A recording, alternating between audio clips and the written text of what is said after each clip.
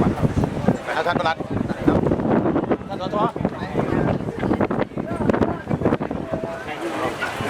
แล้วก็ใช้เวลาเก็บมา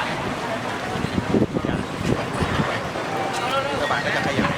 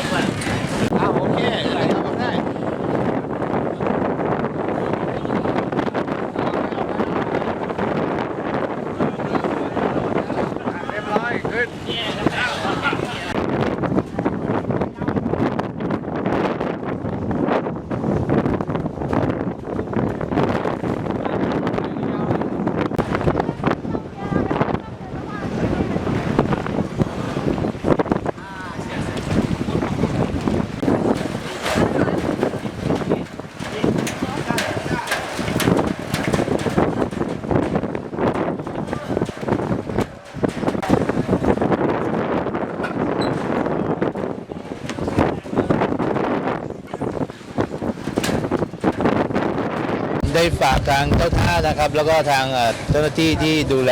ท่าเรือให้คอยติดตามประกาศเตือนของกรมอุตุนิยมวิทยาเรื่องคลื่นลมแรงกับทางของจังหวัดนะครับถ้าเผื่อมีข้อมูลมาว่าในช่วงเวลาไหน